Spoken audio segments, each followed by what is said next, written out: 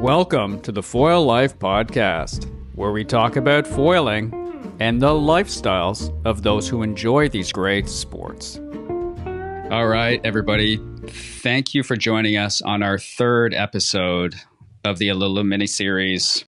Today, we're really fortunate to have Dave, Paula, and Klaas joining us. It's going to be a pretty fun episode as we're going to kind of geek out a little bit of the behind-the-scenes story of how Duotone and ALUULA got started together. And it's really nice that we're going to be able to pull in some different stories. We'll be able to pull in the athlete perspective from Paula as well. We got Dave from ALUULA, and then we got the Duotone man right here as well. So that's going to be pretty fun. Thanks for joining us today, and looking forward to it. Thanks for having us. This is great. So how did this love story start? Why don't I handle that one?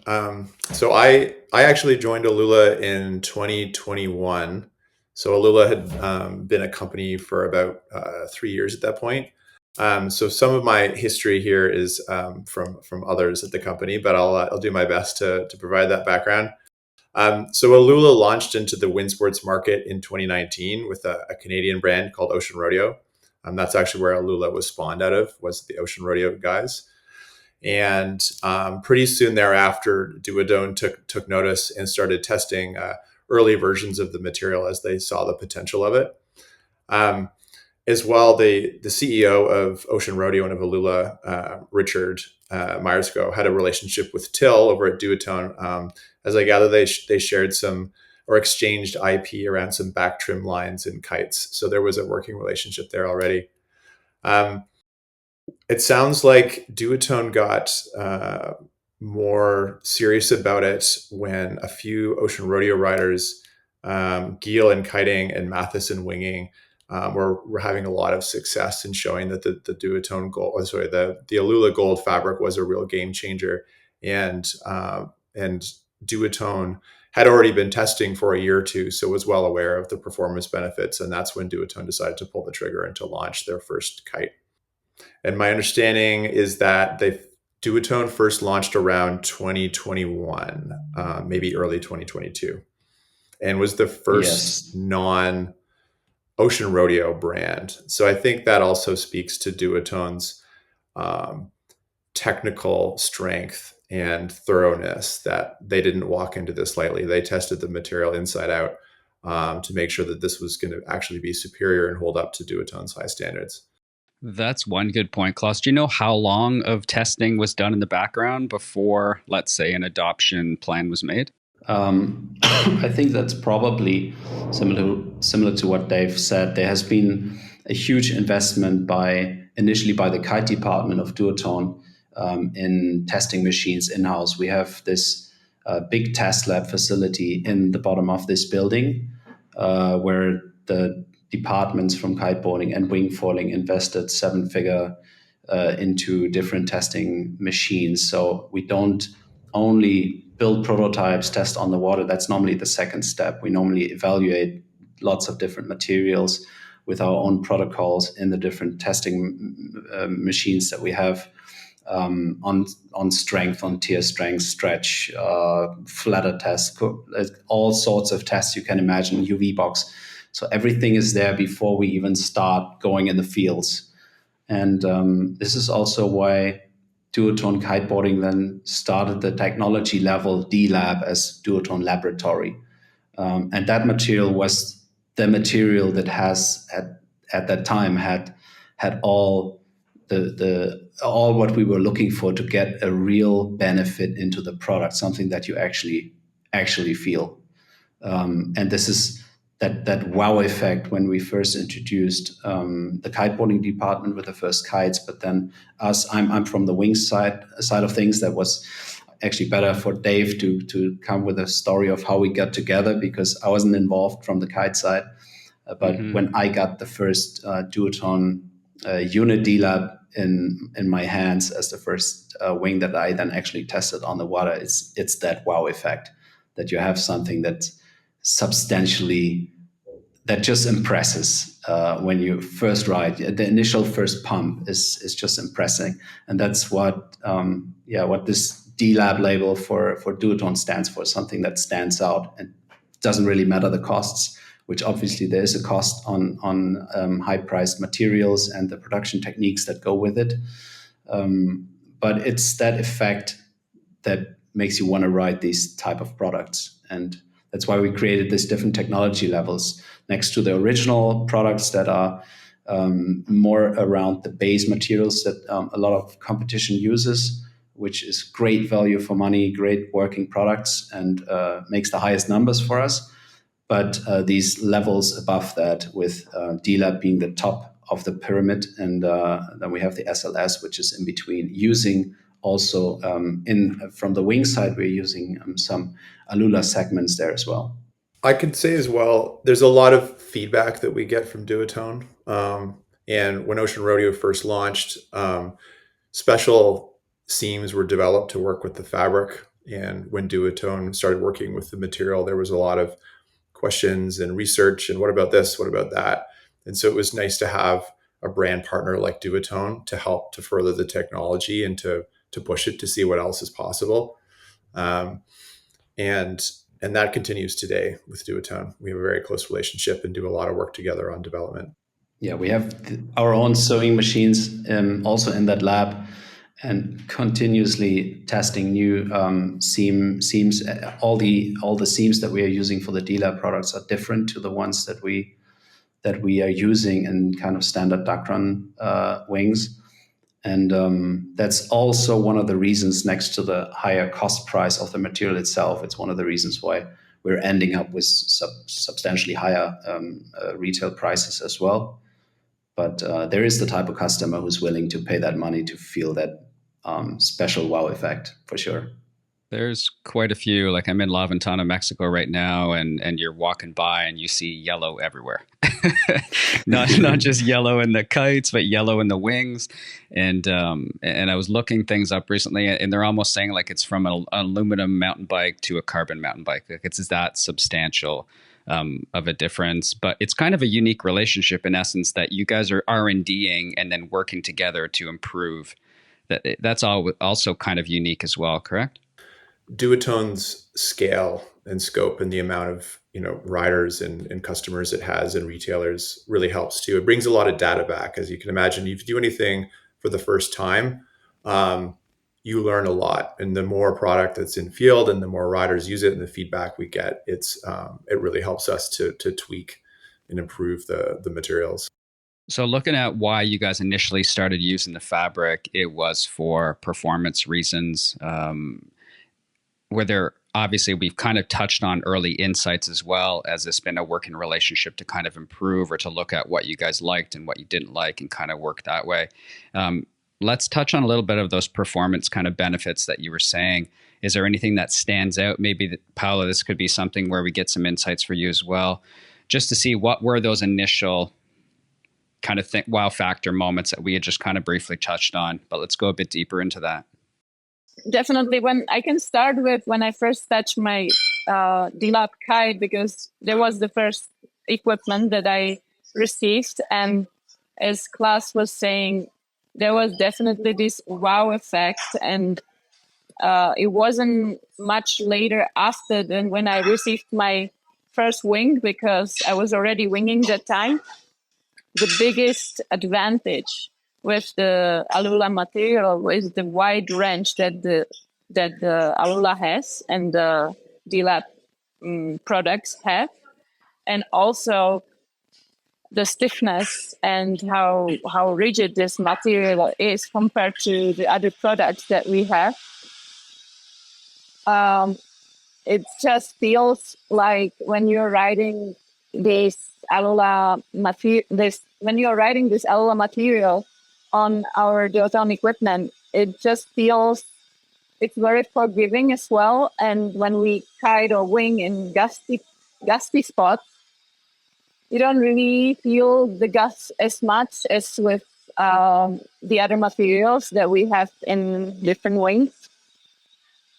And I personally love the D-Lab material, and I like to travel.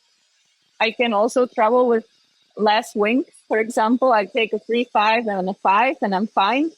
The wide range of these wings are is huge. Klaas, can you talk into that a little bit more? How are you guys getting away with? This is not the first time I've heard it, Paula. Like I was listening to other videos, and they were talking about as well reducing their kite range so they can get a couple kites instead of 4. Now we're hearing this as well for wings. Like, why is this? So the wings itself, they're very direct. It's a bit like you say, if you have an alloy mountain bike and then go to carbon, it's what I can speak especially about is in terms of windsurfing terms. I have a longer windsurfing background, and it's like if you have a glass fiber mast in your sail and then exchange it to 100% carbon mast, the reflex, the feedback you get is just so much quicker, so much more direct, so much more responsive. And this is something that is super efficient in pumping up on foil on wings, for instance, that you have this immediate feedback when you pump on foil. So you get away with 0.5 meter less size in the low end. And at the top end, they have a really good flex behavior for the gusts. And that, I guess, is the range that Paula's talking about. In terms You of awoke rigidity, my inner windsurfer there. I think I think I kind of understand a little bit more now. I was just trying to wrap my head around it, and just to explain it in that way made sense to my brain. I'm sure it would make sense to a lot of others as well. Like us riding standard diameter mass and switching to something way more high performance, it is way more of an enjoyable riding experience. So, anyways, continue. But I thought that was a good analogy. yeah, it's a difference that you feel that is too hard to make the step back.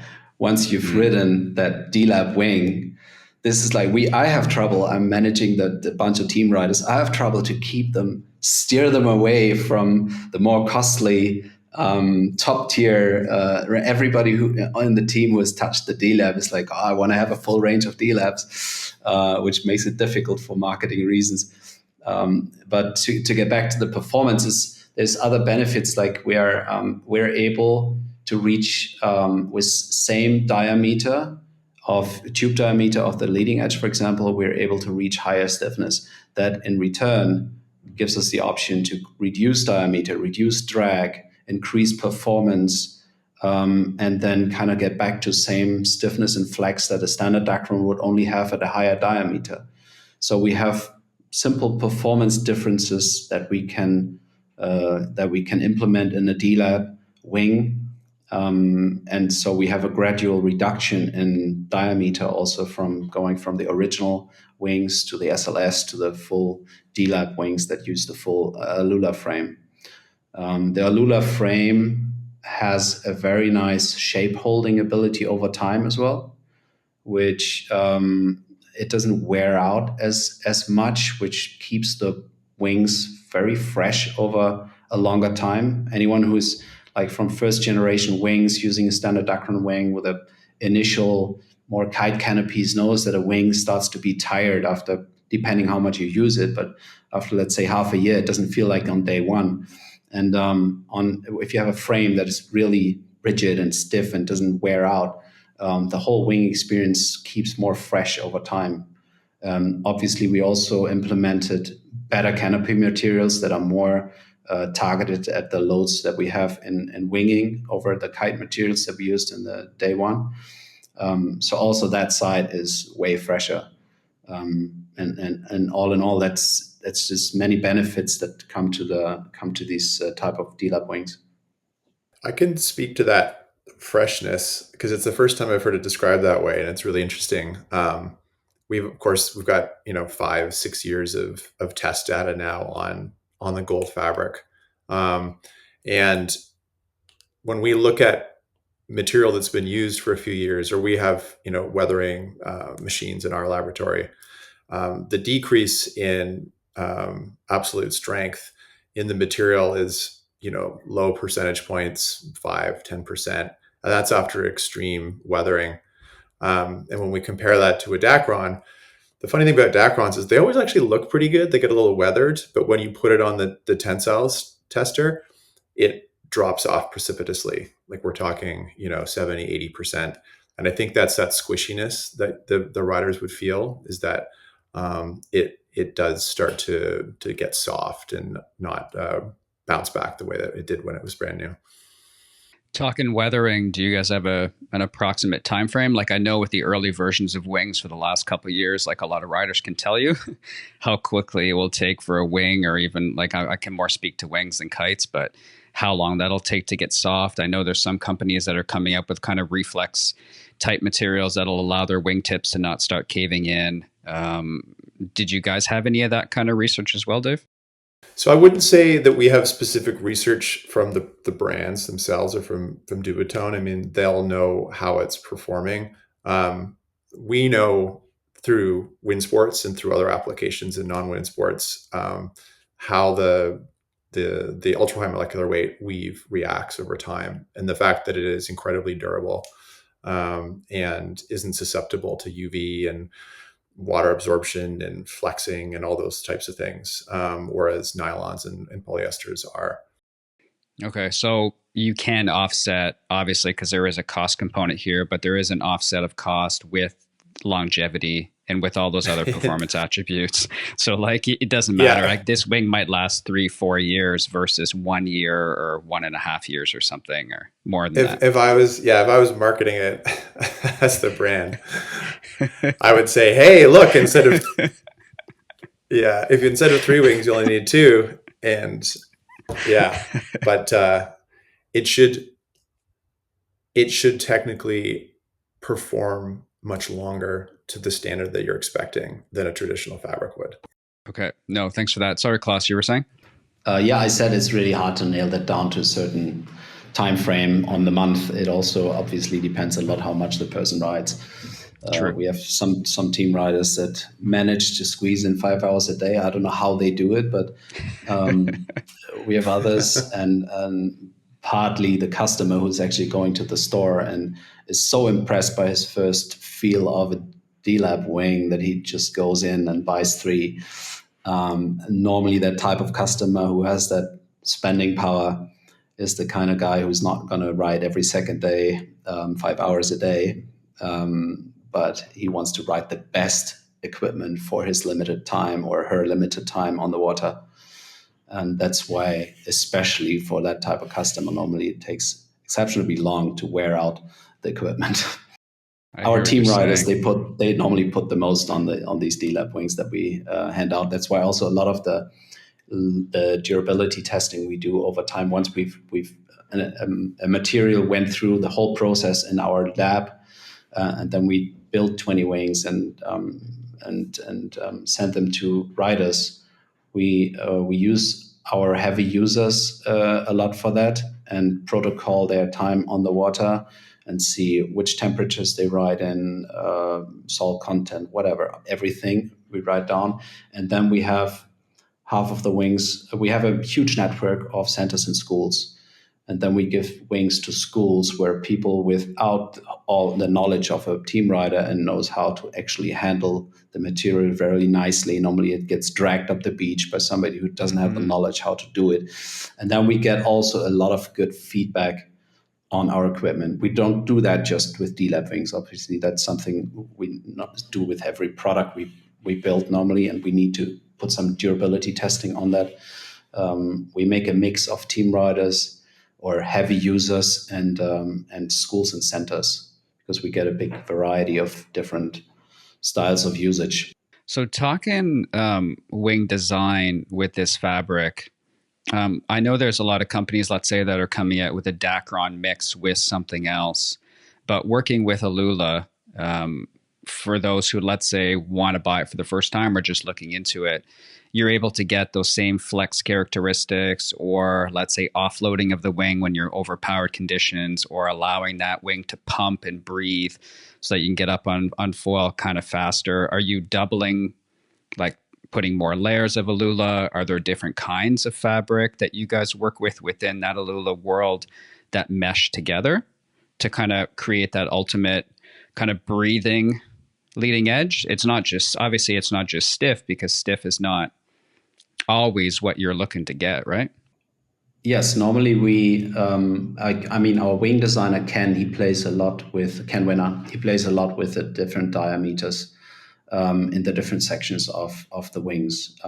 Sometimes or often you want to have it fairly stiff in the center, but you want to have a certain flex towards the tips to breathe through these gusty conditions. Mm-hmm. And this is also why, for example, on our SLS wings, we have this ALUULA center part stiffening out the midsection, which if you look at our wing range of original wings, we also have a different center segment, which is a fairly heavier Dacron to stiffen out the center. In case of the SLS wing, we're able to replace that super heavy Dacron against a lighter material. ALUULA Gold is substantially lighter than our standard Dacron we're using in the normal wings. So we use that in the center, stiffening that. And then we use our Pentatex that we use in all the SLS kites, also in the SLS wings, which is also slightly stiffer than the standard Dacron, slightly lighter.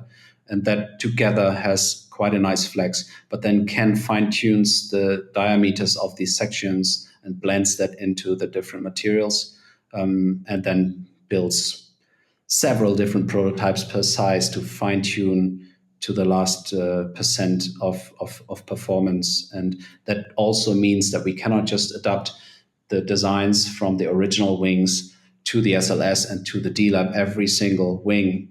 And in terms of our unit range, that's, for example, 27 different patterns that he has to do for the next rounds of units when we come with original SLS and D-Lab, which is tons of work for him. But every different material that we use needs that extra work, because you cannot just apply it one-to-one to the next wing. It's fascinating how much R&D and work goes into producing these things for all of us to enjoy. But no, thanks for sharing that a little bit more. Paula, because you've had the opportunity to ride everything under the sun at Duotone with the ALUULA, do you think there's a target market for ALUULA? Do you think somebody getting into the sport or somebody who just wants to have a higher performing wing, do you know if there's an ideal market for this product? Think that the D-Lab and the D-Lab wings are must in racing conditions. When I was racing a lot, it was not comparable to race with another wing than a D-Lab wing. That it's just so fast, and compare to the other wings in the fleet, the difference on how fast downwind I could go, it was crazy compared to all the other wings in the market. So I didn't want to touch any other wing when I was racing, and it's very fast. Looking at freestyle and wave, are we seeing the similar kind of feedback from those disciplines as well? What I like a lot about the D-Lab material or ALUULA material is that it's so stiff, and I don't need to have a big wing, even when the wind is super light, because I managed to pump it and get up. And once I'm up, I don't need a big size wing. So I mostly wing with very small wings because they're so much more friendly on the waves, because they don't get much in the wave. If I'm winging with a 4 or a 3.5, it's much better than with a 5. And that's why I like to ride waves with the D-Lab or ALUULA wings, or now with the SLS version, which has the ALUULA in the middle, because it allows me to get up faster. I think you can say to that, Dave or Klaas, yeah? Yeah, maybe let me comment on that a little Sure. bit, because you asked about the different disciplines.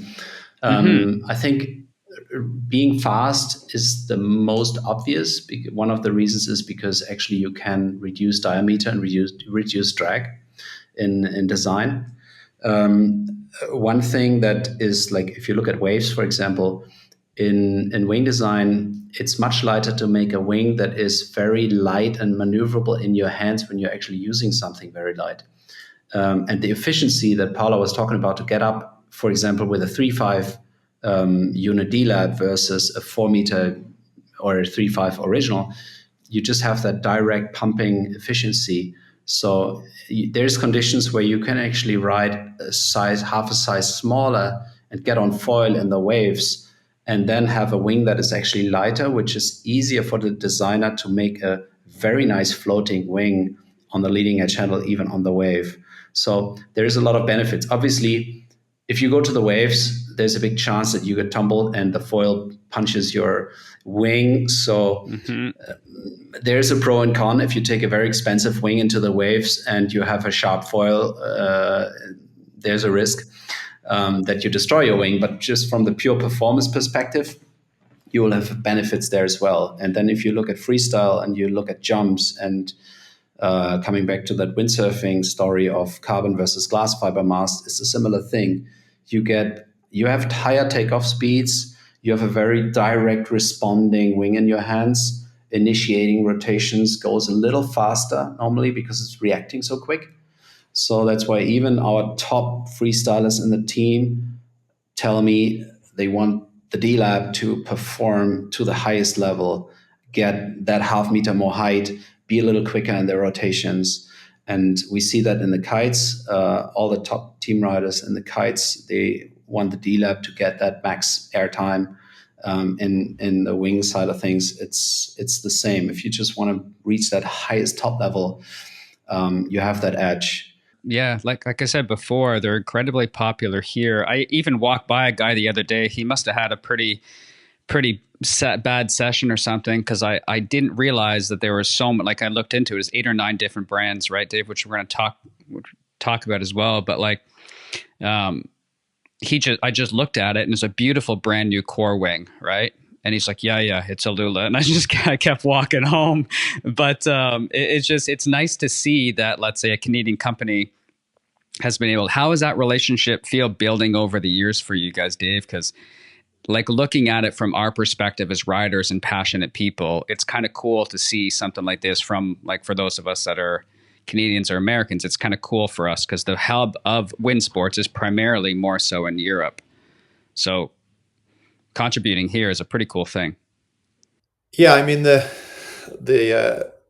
founding of ALUULA was done originally by a brand, by Ocean Rodeo, based in Victoria. And Victoria, BC is it's based on the southern tip of Vancouver Island, which basically sticks out into the Pacific Ocean, and it's very breezy. So, the guys who first developed ALUULA, they were looking for something new. They kind of looked around in the market and said, "Hey, everyone's using the same fabrics, the same Dacrons, and trying to tweak it to make it slightly better. But there must be something else that can be done to elevate the sport."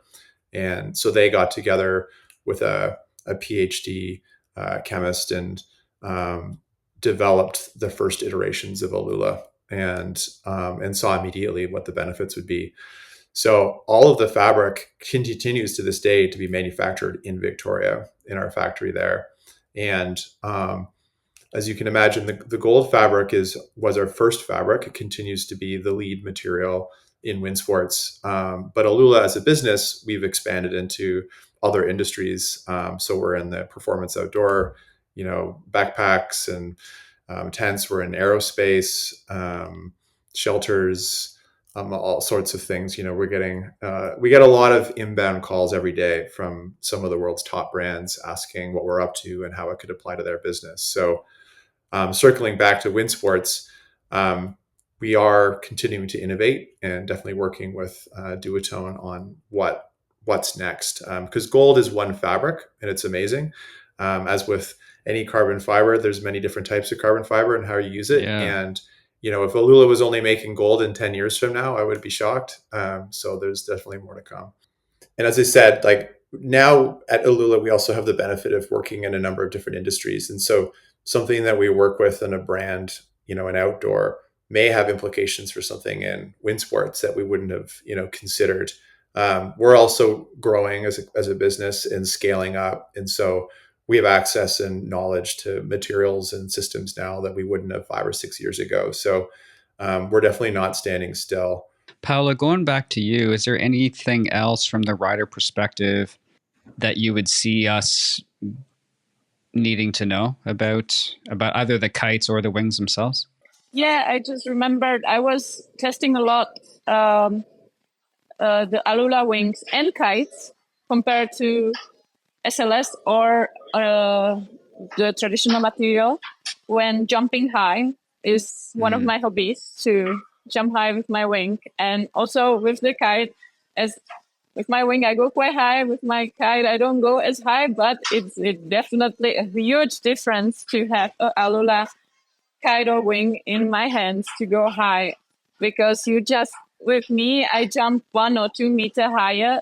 I'm not sure about others, but I just really enjoy taking these wings out when I'm trying to break the records. My brother's looking for some new kites, and he did comment on the D Lab a few weeks ago. So we're going to have to, probably AWSI this year or something, we'll have to give some of these some tests for them. What about, let's say, abrasion and UV and all those different things, Klaas, that you guys have put through the testing, just to kind of wrap up on that longevity piece that I find goes into people when they're just trying to figure something out.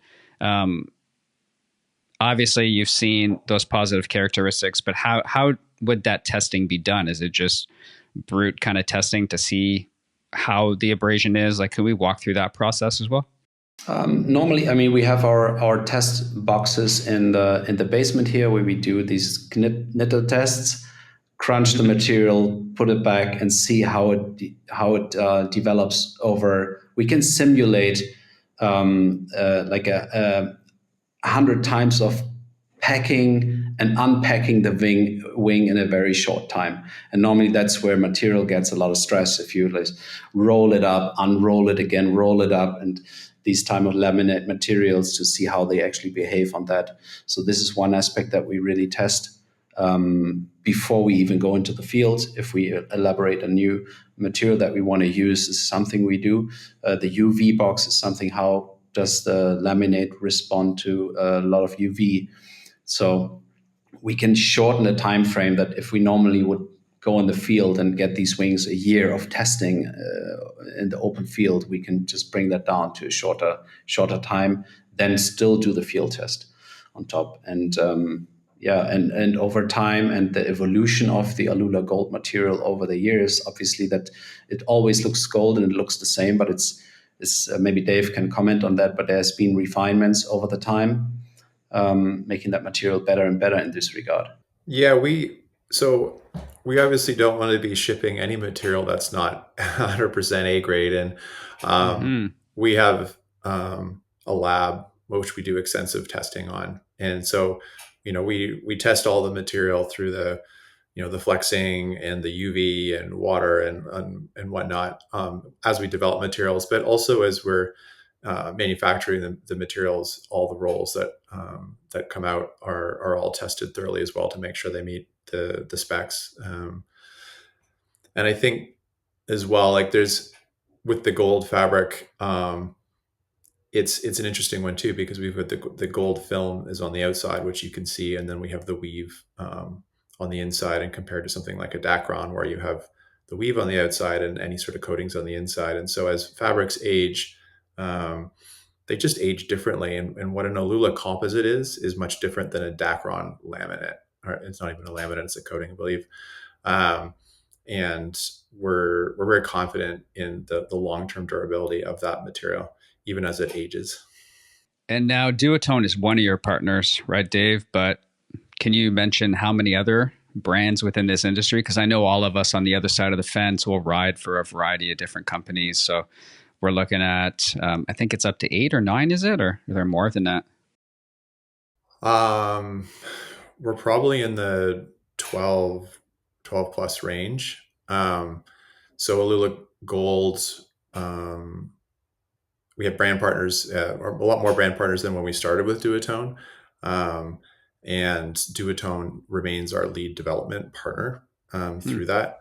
And as we bring new materials to market as well, you'll start to see sort of the changes in the nature of what materials are available and who's using them. So we, of course, we want to support the wind sports industry. We love it. We think it's great. It's actually, of all the things we do, like we have literally fabric in space, and yet I would say our toughest application is got to be wind sports. Like the the sun and the sand and the inflation and the twisting and the slightest changes to the performance of the fabric really affects how a kite or a wing flies. And flying objects are pretty tweaky things. So A, how we develop fabrics and what their performance characteristics are, and then B, ensuring that they're consistent, because slight variables can change classes, teams' designs and have different. So it's interesting. If we're working on something like a backpack, the pack fabric needs to be light, it needs to be durable. There's all sorts of other things, but I'll tell you what, a wing or a kite is a much tougher customer to satisfy on many respects. Yeah. I can imagine. Yeah. Is there anything else we wanted to touch on, guys, today? And gal? From my side, I think we covered. No? I think we covered most of it. Yeah. It was good. Okay. It was a great chat. Okay. Yeah, okay. Well, thank you I would like to thank you for bringing ALUULA Gold to life, because it's just wow. It has this wow effect, as Klaas mentioned in the beginning, and made me win a lot of competition. Oh, well, I'm glad we were able to help. I mean, if you look at ALUULA coming to market in wind sports, it created another category, another tier of product. And, to date, there's nothing still that compares to it in terms of the performance. And we understand that it's a higher price point, and that mostly has to do with the input materials. We're dealing with very expensive inputs. But we're going to continue to push the envelope of what's possible at that top tier, so riders like Paula can win competitions. Yay. Thanks, everybody, for joining us. Absolutely. Thank you for having me.